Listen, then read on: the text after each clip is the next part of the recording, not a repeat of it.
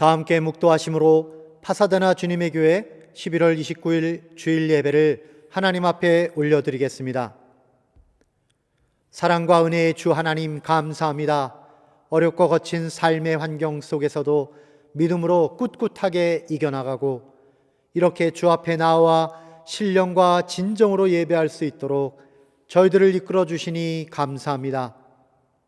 온 마음과 정성을 다 모아 하나님 앞에 찬송을 올립니다. 저희의 간절한 소원과 하나님의 뜻을 쫓아 정성 어린 기도를 올립니다. 주님의 은혜롭고 꿀송이같이 만난 말씀 앞에서 무릎 꿇고 경청합니다. 하나님을 진심으로 사랑하는 마음으로 주 앞에 나아왔사오니 주님의 날개로 저희를 덮어주시고 감사와 기쁨이 넘치는 이 시간이 되도록 축복하여 주시옵소서. 예수님의 이름으로 기도드립니다. 아멘. 다 같이 나는 예배자입니다. 찬양 올리겠습니다.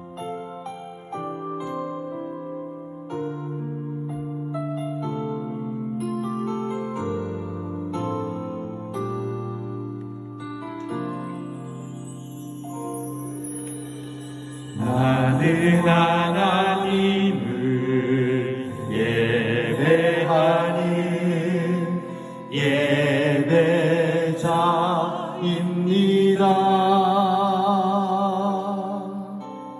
내가 서 있는 곳 어디서나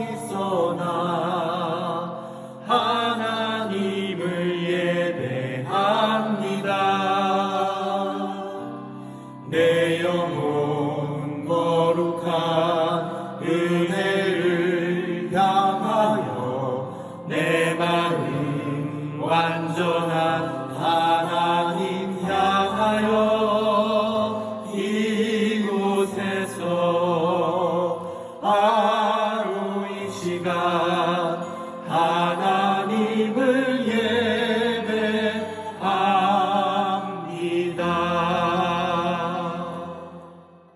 이 시간 교동문 49번 시편 108편을 저와 여러분이 한 목소리로 봉독하여 올리겠습니다. 하나님이여 내 마음을 정하였사오니 내가 노래하며 나의 마음을 다하여 찬양하리로다. 비파야 수구마 깰지어다. 내가 새벽을 깨우리로다. 여호와여 내가 만민 중에서 주께 감사하고 문나라 중에서 주를 찬양하오리니 주의 인자하심이 하늘보다 높으시며 주의 진실은 궁창에까지 이르나이다. 하나님이여 주는 하늘 위에 높이 들리시며 주의 영광이 온 땅에서 높임 받으시기를 원하나이다. 주께서 사랑하시는 자들을 건지시기 위하여 우리에게 응답하사 오른손으로 구원하소서. 아멘.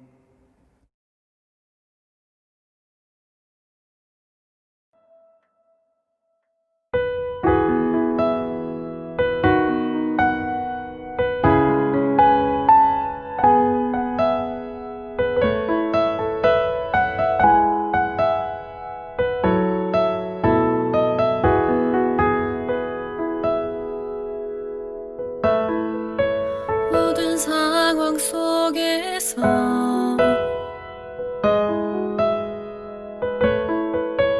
주를 찬양할지라.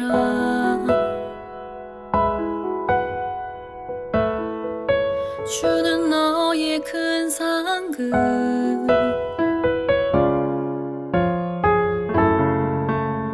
큰 도움이시라.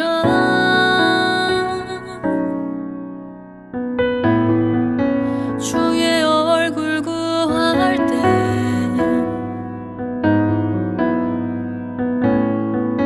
주의 영을 부으사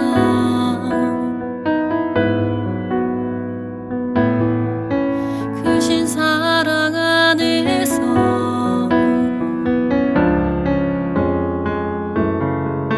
주를 보게 하소서.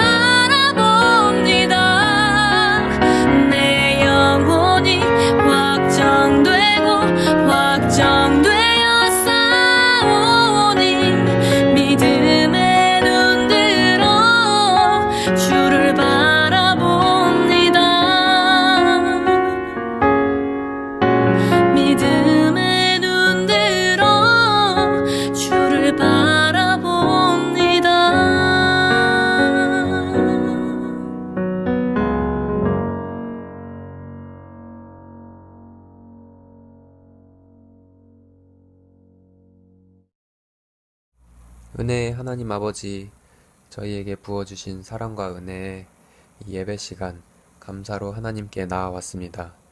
추수감사절을 보내며 한 해 하나님께서 주신 것들을 기억하며 감사를 드립니다. 저희를 먹이고 입히시며 필요한 것들을 채워주셨습니다. 또한 강한 풍랑이 치는 이 세상에서 항상 함께해 주셔서 하나님을 의지할 때 평안함과 담대함을 주셨음을 고백합니다. 코로나 바이러스로 인한 혼돈 속에서도 우리 모두는 주님만을 의지합니다. 그러나 저희 주변에는 의지할 곳이 없어 방황하는 많은 영혼들이 있습니다. 사랑과 행복을 찾지만 어디에서 찾아야 할지 알지 못합니다. 이미 넘치게 하나님께 받은 우리들이 그 사랑을 나누어 주기를 원합니다. 코로나로 잘 만나지 못하는 시대이지만 그들을 향한 기도와 전도가 그치지 않도록 도와주옵소서. 한 해가 벌써 저물어 갑니다. 큐티를 통한 매일 하나님과의 교제가 마지막까지 느슨해지지 않고 좋은 습관이 되어 평생 지속할 수 있도록 우리를 도와주옵소서. 오늘 이 예배 가운데 저희의 마음을 새롭게 하시고 목사님 말씀을 통해 성령의 감동을 받아 뜨거운 마음으로 하나님과 이웃을 사랑할 수 있는 주님의 교회 성도들 되게 하여 주옵소서. 감사드리며 예수님 이름으로 기도드립니다. 오늘 주시는 하나님의 말씀은 다니엘 6장 10절 말씀입니다. 제목은 모든 상황 속에서 감사하는 비결, How to give thanks in all circumstances. 10절을 함께 읽겠습니다. 다니엘이 이 조서에 왕의 도장이 찍힌 것을 알고도 자기 집에 돌아가서는 윗방에 올라가 예루살렘으로 향한 창문을 열고 전에 하던 대로 하루 3번씩 무릎을 꿇고 기도하며 그의 하나님께 감사하였더라. 아멘. 할렐루야. 사랑하는 성도 여러분, 반갑습니다. 오늘도 하나님 말씀 속에서 저와 여러분의 가정에 하나님의 크신 은혜가 함께 하시기를 주님의 이름으로 축원드립니다. 오늘 말씀의 제목은 모든 상황 속에서 감사하는 비결, How to give thanks in all circumstances 라는 제목입니다. 제가 성도님들과 상담을 하거나 성경 공부를 한다거나 아니면 설교를 할 때마다 자주 인용하는 말씀이 바로 말씀 중에 하나가 데살로니가전서 5장 16절에서 18절의 말씀입니다. 그 중에서 가장 우리들의 마음에 감동을 주는 구절이 바로 뒷부분에 범사에 감사하라, 이는 그리스도 예수 안에서 너희를 향하신 하나님의 뜻이니라 라고 하는 대목입니다. 이 말씀을 들을 때마다 많은 성도님들께서 나도 감사의 삶을 살아야지 라고 결단하고 이 모든 상황 속에서 새로운 감사의 제목을 발견하는 그런 눈을 갖게 되십니다.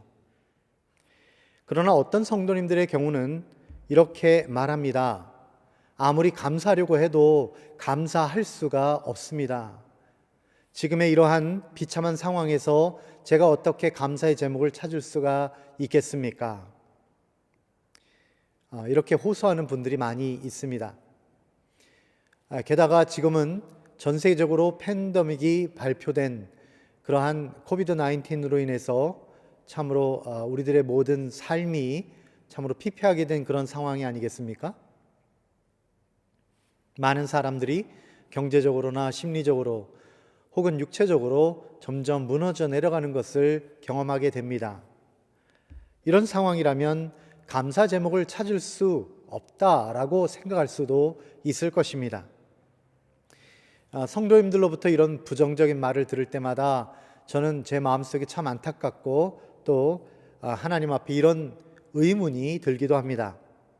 이 분명한 하나님의 말씀이 분명히 있는데 왜 우리들의 삶에는 도움이 되지 않는 것일까요? 하나님, 왜 말씀의 능력이 우리를 완전히 바꿀 수 없는 것입니까?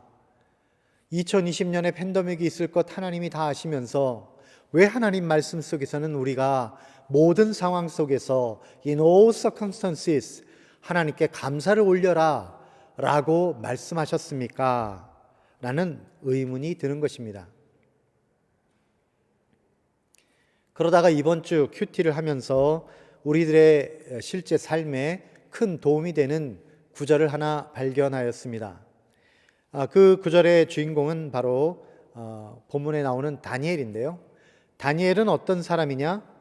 죽을 것 같은 무서운 상황 속에서도 감사하는 사람이라는 것을 우리가 볼 수 있습니다. 우리가 지금 생명의 삶으로 큐티하고 있는 이 2주의 본문이 다니엘서 6장 1절에서 14절인데요.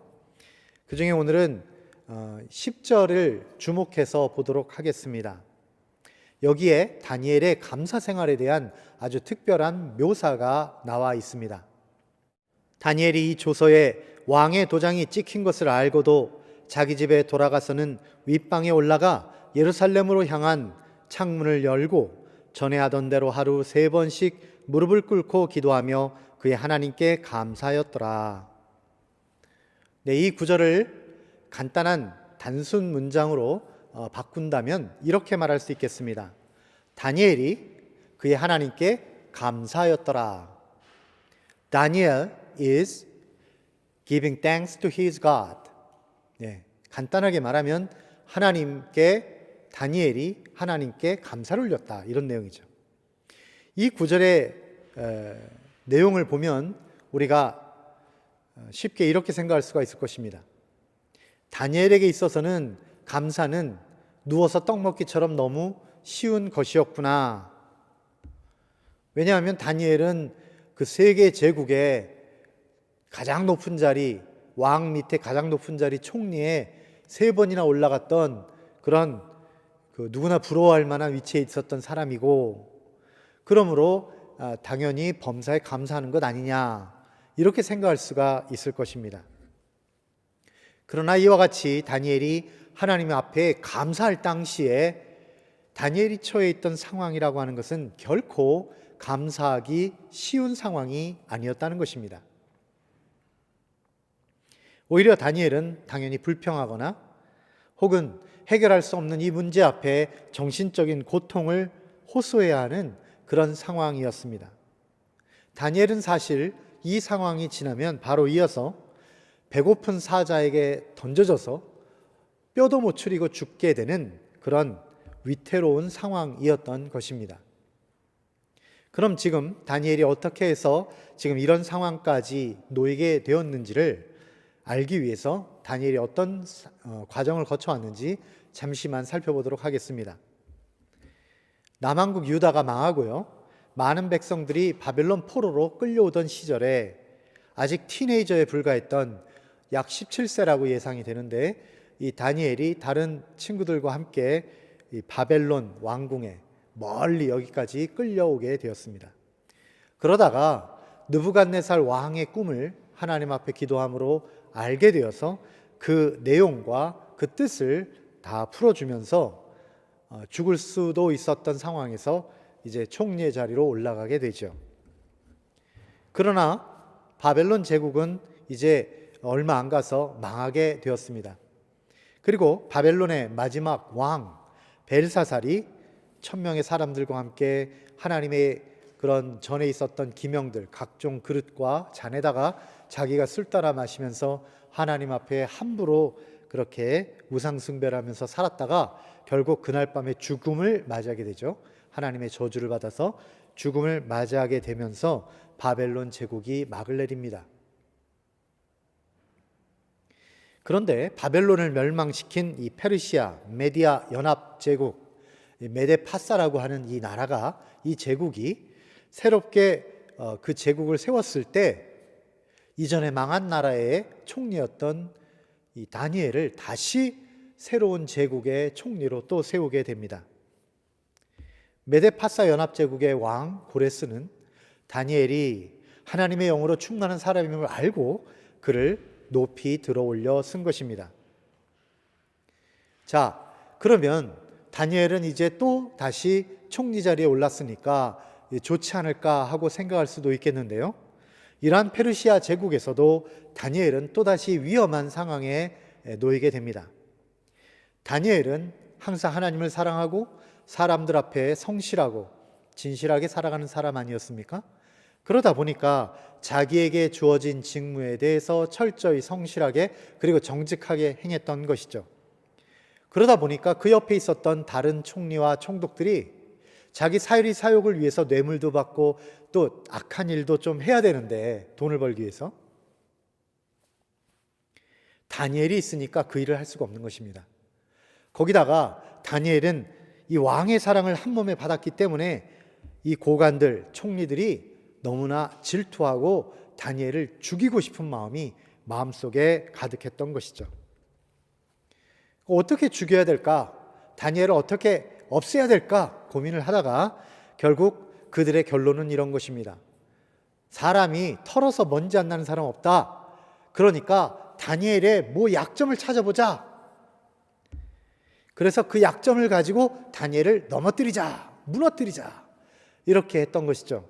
그러나 이 다니엘 6장 4절에 보면 이런 말씀이 있습니다.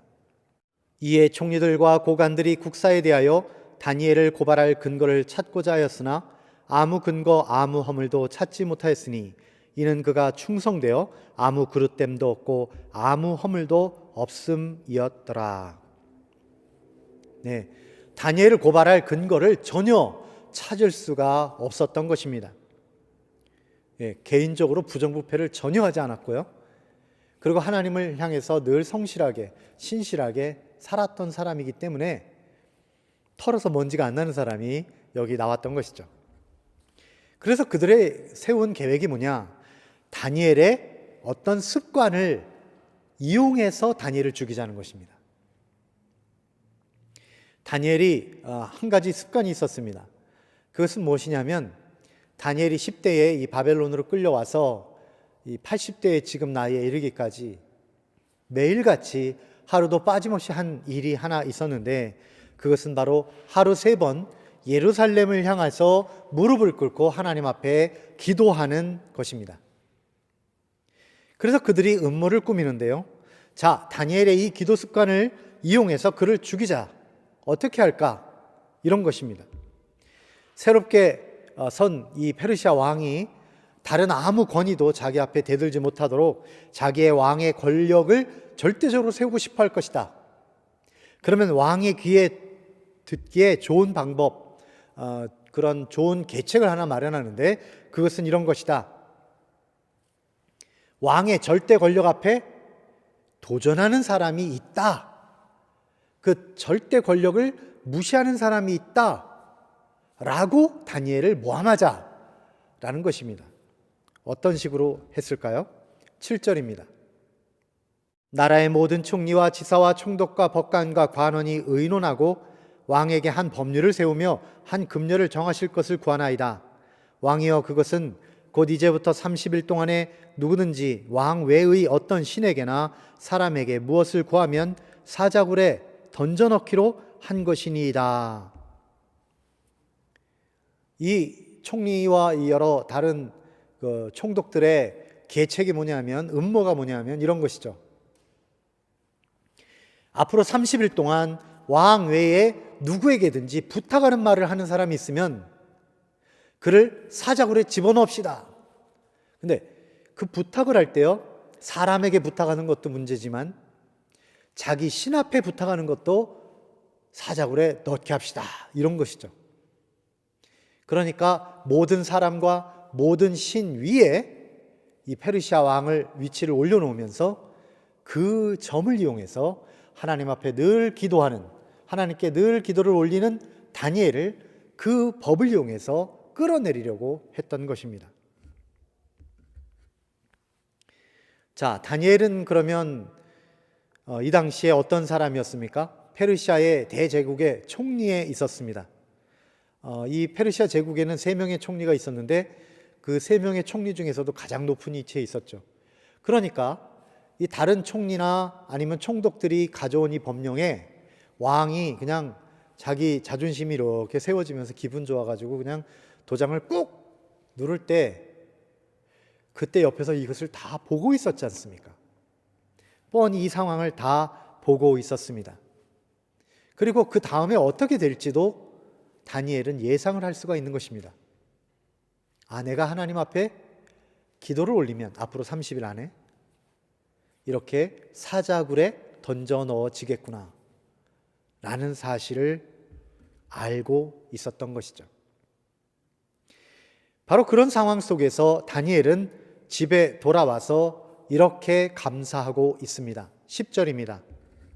다니엘이 이 조서에 왕의 도장이 찍힌 것을 알고도 자기 집에 돌아가서는 윗방에 올라가 예루살렘으로 향한 창문을 열고 전에 하던 대로 하루 3번씩 무릎을 꿇고 기도하며 그의 하나님께 감사하였더라. 다니엘의 상황은 참으로 죽음을 앞에 둔 상황이었습니다. 그가 기도를 하면 죽어야 되는 상황이었던 것이죠. 그럼에도 그는 감사하였습니다. 이러한 다니엘의 감사 생활을 살펴보면서 그의 감사는 도대체 어떻게 이렇게 이루어질 수 있게 되었는지 우리가 알아보도록 하겠습니다. 모든 상황 속에서 범사에 감사하는 사람이 되려면 참된 감사는 어떻게 우리에게 오게 되는지 이 점을 우리는 알아보도록 합니다. 감사는 어떻게 우리에게 찾아오는 것입니까? 첫째로, 감사는 믿음의 결단에서 나온다라는 것입니다. 다니엘이 이 조서에 왕의 도장이 찍힌 것을 알고도 하나님 앞에 기도하면서 감사했다는 것이죠. 자기가 사자굴에 던져서 죽게 될 것을 알고도 그의 감사는 멈추지 않았습니다. 이것이 보여주는 것은 죽음을 각오하고 계속해서 기도하는 그 자신의 삶이 너무 감사했던 것임을 우리는 보게 되죠. 자기가 기도의 순교자가 되었음을 하나님 앞에 감사드린 것입니다. 다니엘은요, 자신이 죽게 된 것이 두려워서 떠는 그런 사람이 아니었고요, 지금까지 기도할 수 있게 해주신 하나님 앞에, 그 하나님의 은혜 앞에 감사를 올렸던 것입니다. 다니엘에게 있어서 감사라고 하는 것은 어떤 감사할 조건이나 제목이 있어서가 아니라 스스로 감사할 제목이 생기도록 그 마음에 어떤 결단을 했기 때문에 감사가 찾아왔던 것입니다. 그러면 감사가 찾아오도록 하는 그의 마음의 결단이 어떤 결단이냐? 바로 믿음의 결단이었다라는 것입니다. 그러면 다니엘은 어떤 믿음의 결단을 했던 것일까요? 사실 다니엘이 지금까지 계속해서 규칙적으로 기도를 해왔던 것은 어떤 자신의 개인적인 야망이나 욕망을 충족시키기 위한 것이 아니었습니다. 10대 시절에 이제 먼 나라 이국 땅 바벨론에 끌려와서 포로가 되어서 끌려왔을 당시에 다니엘은 앞날이 캄캄하고 앞길이 막혀 있고 그리고 어떻게 살아야 되는지 전혀 알 수 없는 상황이었죠. 자기가 어떻게 왜 살아야 되는지 그 이유, 그리고 어떻게 살아야 되는지 그 방법을 전혀 알 수가 없었던 것입니다. 그런데 그 가운데 그는 한 가지 중요한 사실을 깨닫게 되었습니다. 하나님의 말씀을 읽다가 깨닫게 되었어요. 그러면 어떤 부분을 읽었느냐? 바로 예레미야 선지자의 글을 읽으면서 그는 한 가지 중요한 사실을 깨달았던 것입니다. 자, 소년 다니엘이 예레미야서의 어떤 부분을 읽었을까요? 예레미야서 25장 12절입니다. 여호와의 말씀이니라 70년이 끝나면 내가 바벨론의 왕과 그의 나라와 갈대아인의 땅을 그 죄악으로 말미암아 벌하여 영원히 폐허가 되게 하되. 포로로 끌려가던 그 이스라엘 백성들, 유다 백성들을 위해서 예레미야가 하나님의 예언의 말씀을 같이 넘겨줬어요. 그들이 그것을 가지고 왔는데 그 지도자들이, 유대 지도자들이 그것을 가지고 바벨론에 들어갔는데 어린 소년 이 다니엘이 그 부분을 읽으면서 그 마음속에 깊이 깨달은 것이 있습니다. 그것은 뭐냐면 70년이 지나면 이 무서운 바벨론 제국도 멸망할 것이고 유대인들은요 다시 예루살렘으로 돌아갈 수 있게 될 것이다 라는 그런 비전을 보게 된 것입니다. 지금 앞길이 캄캄하지만 하나님께서는 유대 백성들을 다시 회복시키실 것이고 다니엘의 조국은 다시 회복될 것이다 라는 것을 알게 된 것입니다. 그러나 그러한 비전은 그냥 가만히 있으면 자동적으로 이루어지는 일이 아니었습니다. 예레미야도 그렇지만 그때 당시에 에스겔 선지자도 활동을 하고 있었는데요. 그는 다니엘이 바벨론에 끌려온 뒤 5년 뒤에 이제 이 바벨론에 또 끌려온 그런 선지자였습니다. 근데 에스겔 선지자가 뭐라고 말했냐면요, 이렇게 말했어요. 에스겔 36장 37절, 주 여호와께서 이같이 말씀하셨느니라. 그래도 이스라엘 족속이 이같이 자기들에게 이루어 주기를 내게 구하여야 할지라. 바벨론에 끌려온 유대 백성들이 해야 할 일이 바로 이것이었습니다.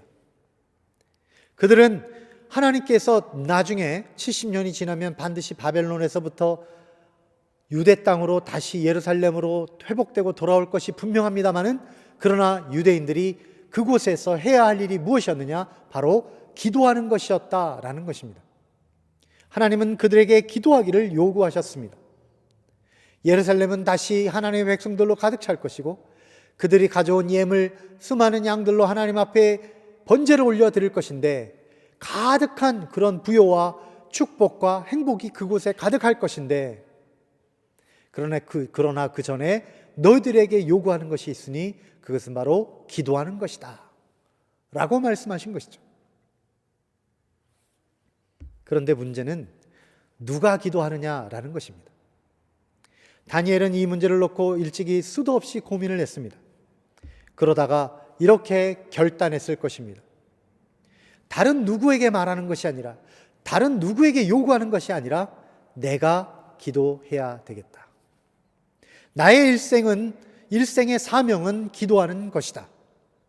우리 민족 하나님 나라의 백성들이 회복되기 위하여 나는 이제부터 나의 삶과 죽음을 초월해서 나의 전생애를 걸고 기도해야 되겠다라고 믿음의 결단을 내렸던 것입니다. 그러므로 다니엘은 이 모든 벌어지는 일들에 관하여 범사에 감사하지 않을 수가 없습니다. 저들의 모함으로 인해서 왕의 조서에 도장이 찍혔고, 그리하여 자신은 사자굴에 던져지고 죽게 되겠지만, 그러나 기뻐하지 않을 수 없는, 감사하지 않을 수 없는 이유가 바로 여기에 있었던 것입니다. 다니엘은 자신의 평생의 결단, 평생의 기도를 통해서 이제 바벨론 제국이 심판을 받은 것을 보았고, 페르시아 제국이 세워지는 것을 보았고, 하나님께서는 저 고레스 왕을 통해서 이제 이스라엘 백성들, 유대 백성들을 다시 고향으로 돌려보낼 것을 그는 알고 있었기 때문입니다. 어찌 감사하지 않을 수가 있겠습니까? 다니엘에게는 눈앞의 죽음이 문제가 아니라 하나님의 비전이 이루어진 이 사실로 인해서 오직 하나님 앞에 감사할 뿐이었습니다.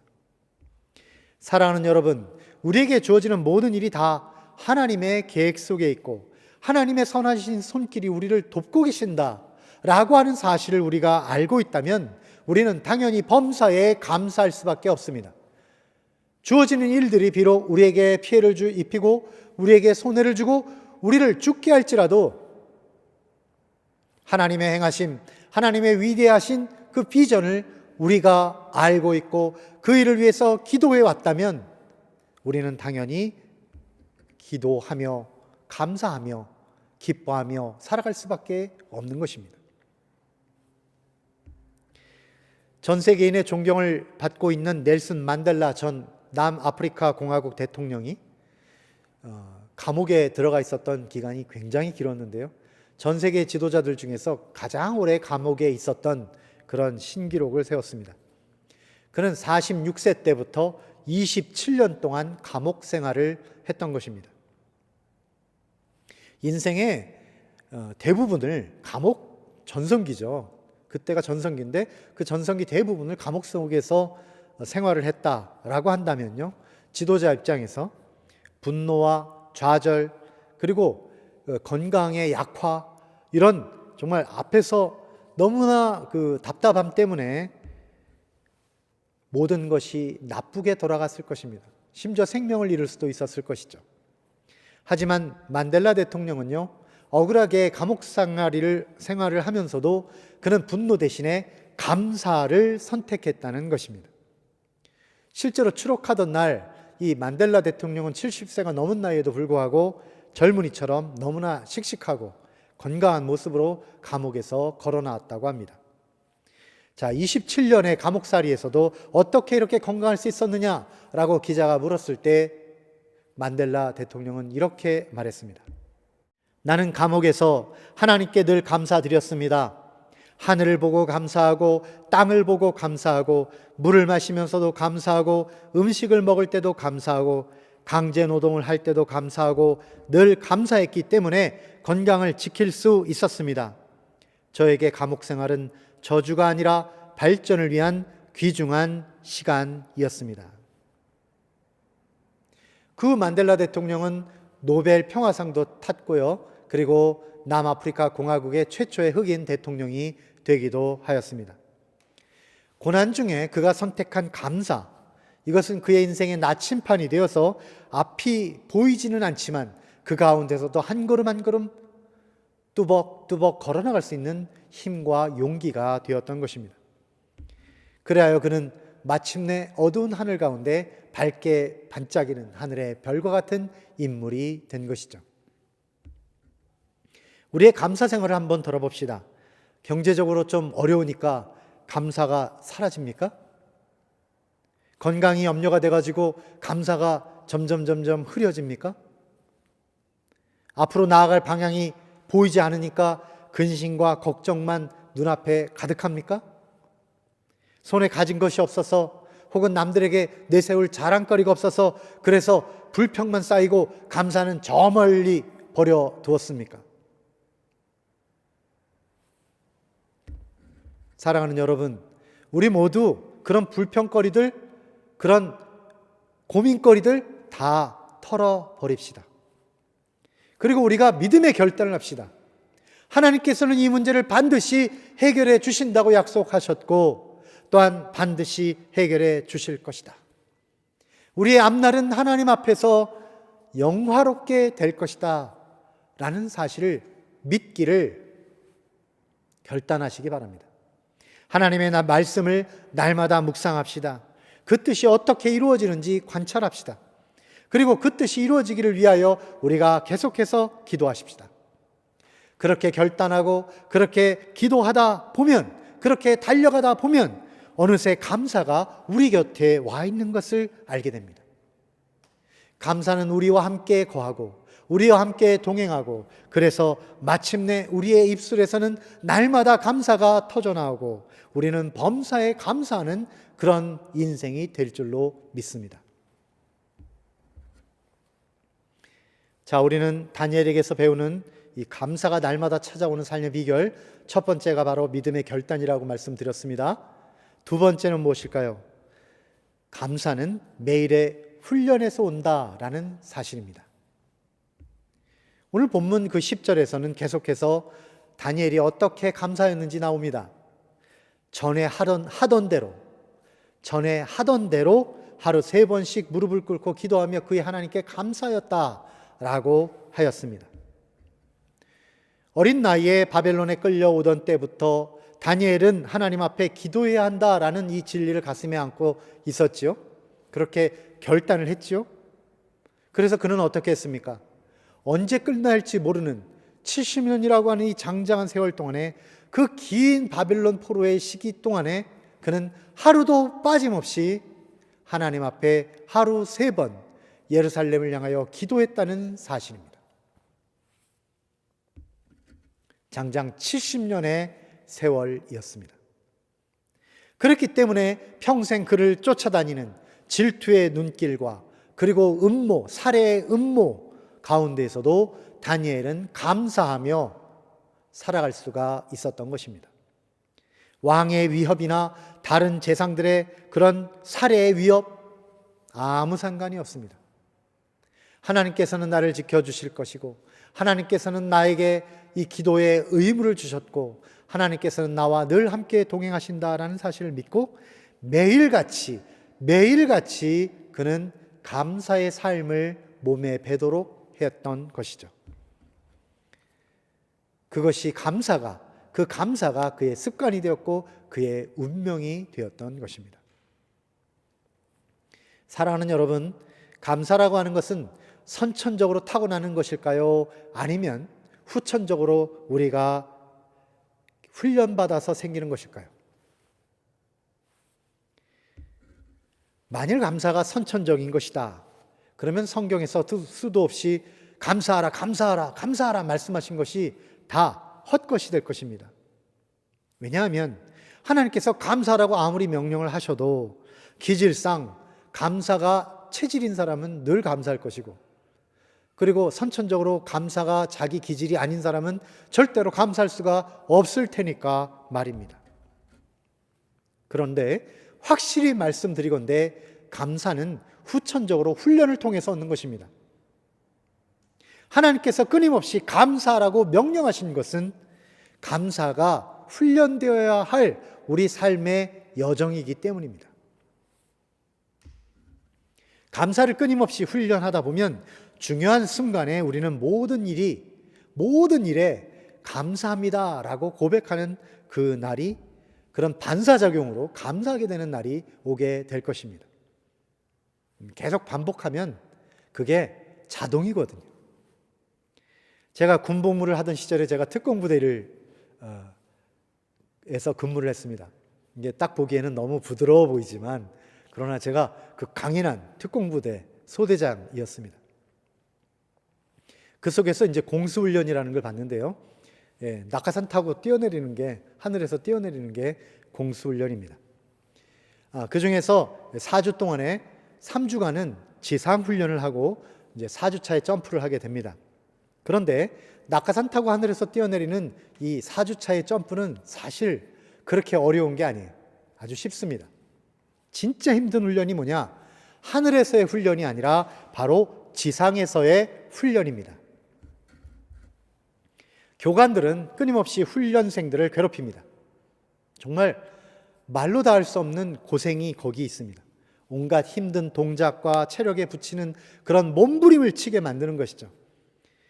그러다 보면 우리 몸이 흐느르느늘, 정말 오징어처럼 그렇게 흐느르느늘 늘어지게 되는 것이죠. 그런데 그렇게 훈련을 하는 그 목적이 뭐냐면 우리 몸을 튼튼하게 만들려는 것이 아니라, 훈련의 목적은 오직 한 가지입니다. 우리가 지상에 발이 닿았을 때 잘 넘어지게 하기 위한 것입니다. 낙하산이 지상에 닿았을 때 우리 몸이 반사적으로 낙법, 이 전신낙법을 통해서 몸이 굴러야 하지만 우리가 다치지 않을 수가 있는 것입니다. 실제로 이 패러슈트 낙하산은요, 지상에 닿을 때 3층 높이부터는 아무 효과가 없어요. 그래서 건물 3층에서 뛰어내리는 것과 똑같은 상황입니다.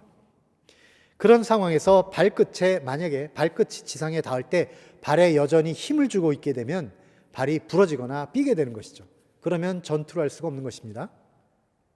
그러므로 발이 땅에 닿는 것이 느껴지는 순간 우리는 발에 힘을 빼고 발에서 종아리, 허벅지, 엉덩이를 거쳐서 등을 지나 온몸으로 한 바퀴 덤블링을 함으로써 이 모든 충격을 완화해야 하는 것입니다. 그런데 이것은 계산으로 하는 게 아니에요. 어떤 생각으로 하는 것이 아닙니다. 몸이 반사적으로 그렇게 되도록 해야만 하는 것입니다. 이와 같이 무엇이든지 우리 몸에 좋은 것, 우리가 잘 살 수 있도록 도와주는 이 어떤 특별한 일은 습관적으로, 반사적으로 이루어지도록 해야 하는 것이죠. 그래서 훈련을 받아야 합니다. 낙하산 타고 지상에 착지하는 이 일도 단순한 동작 하나, 그냥 구르는 한 가지 동작 하나도 이렇게 무서운 훈련을 받는다고 한다면, 모든 상황 속에서 감사하라고 하는 하나님의 명령, 이 명령이 우리가 자동적으로 반응이 나오게 하려면 어떻게 해야 되겠습니까? 얼마나 더 많은 훈련이 필요하겠습니까? 감사의 삶은요, 단순히 한순간에 얻어지는 삶의 방식이 아닙니다. 수백 번, 수천 번 훈련하는 훈련의 열매이고 경건의 습관입니다. 감사하는 사람은 태어나는 것이 아니라 만들어지는 것입니다. 감사하는 사람이 되기 위해서 우리는 끊임없이 연단을 받아야 하는 것이죠. 우리 주님 예수님께서도 우리에게 참다운 인간의 삶, 구원받은 그런 천국 백성의 감사의 삶이, 기쁨의 삶이 어떻게 되느냐 하는 것을 보여주시기 위해서 본을 보여주셨는데, 육신으로 오신 하나님께서도 직접 어떤 좋은 일을 습관적으로 행하신 것을 보여주셨습니다. 그것은 누가복음 22장 39절입니다. 예수께서 나가사 습관을 따라 감람산에 가심에 제자들도 따라갔더니, 예수님께서도 습관을 따라 as usual, 그냥 일반적으로 계속해서 습관적으로 기도를 하셨다는 것입니다. 습관을 따라서 영적 훈련을 하셨다는 거예요. 주님께서도 매일매일 기도의 훈련, 감사의 훈련, 하나님 앞에 늘 접촉되어서 하나님과 항상 동행하는 이 삶을 훈련 받으셨다는 것이에요. 그래서 주님은 우리에게도 요구하실 수가 있는 것입니다. 너희들 훈련 받아라, 기도의 훈련 받아라, 감사의 훈련 받아라, 이렇게 명령하시는 것입니다. 사무엘 스마일즈라는 사람이 이렇게 말했습니다. 생각은 행동을, 행동은 습관을, 습관은 성품을, 성품은 운명을 낳는다. 사랑하는 여러분, 감사가 우리의 운명이 되시기를 바랍니다. 우리 삶의 마지막 순간에 하나님 앞에 드리는 그 고백마저도 하나님 감사합니다 라고 하는 마지막 고백이 되기를 바랍니다. 그리고 오고 오는 세대 가운데 전달되고 또 전달되는 아름다운 말이 바로 감사합니다, 감사합니다, 하나님께 감사드립니다 라는 것이 되시기를 주님의 이름으로 축원드립니다. 기도하겠습니다. 항상 우리와 함께 하시는 하나님 아버지, 감사합니다. 다니엘의 감사 생활을 통해 저희들에게 범사에 감사하라는 감동을 주시니 감사합니다. 나라 잃고 신앙의 터전을 잃었지만 평생 동안 하나님 앞에 기도하기를 결단하고 평생 동안 자기 몸을 쳐서 복종하게 하며 기도의 습관으로 운명을 만든 다니엘을 저희들도 닮기를 원합니다. 모든 것의 주관자이신 주 예수께서 우리들에게 본 보이시려고 경건한 삶을 습관적으로 행하신 것을 친히 보여주시니 감사합니다. 저희가 다니엘처럼 예수님처럼 항상 기뻐하고 쉬지 말고 기도하고 범사에 감사하는 삶을 살겠습니다. 우리의 살아가는 삶의 자리는 결코 쉽지 않고 날마다 심령을 고통스럽게 하는 소식들로 가득하지만 이 시간 저희가 다시 한번 감사하기를 결단하고 또한 감사의 훈련을 날마다 하겠습니다.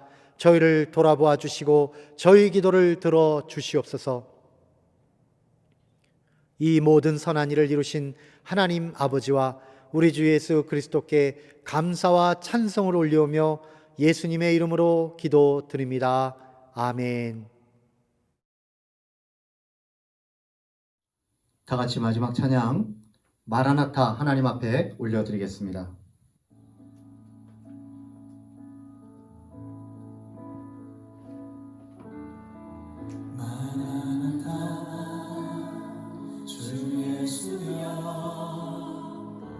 어서 오시옵소서.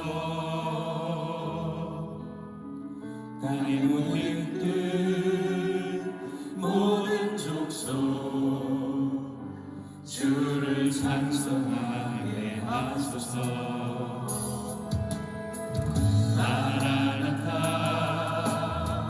주 예수여 어서 오시옵소서. 모든 영광이 주께 돌아와 춤추며 경배하게 하소서. 우리 주님 다시 오실 길을 만들자. 십자가를 들고 땅끝까지 우린 가리라. 우리 주님 하늘 영광 땅 덮을 때 우린 땅 끝에서 주를 맞으리. 마라나타 마라나타 아멘. 주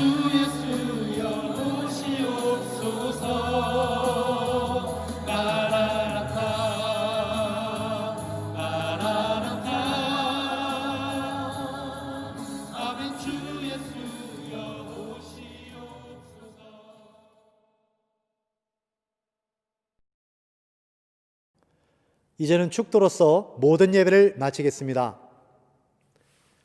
이제는 우리 주 예수 그리스도의 은혜와 하나님 아버지의 사랑하심과 성령님의 내주 역사 동행하심이 진실로 감사를 결단하고 날마다 감사의 훈련을 받기를 소망하는 사랑하는 주님의 교회 모든 성도들 머리 위에 이제로부터 영원토록 함께 없시기를 살아계신 예수님의 이름으로 간절히 축원하옵나이다. 아멘.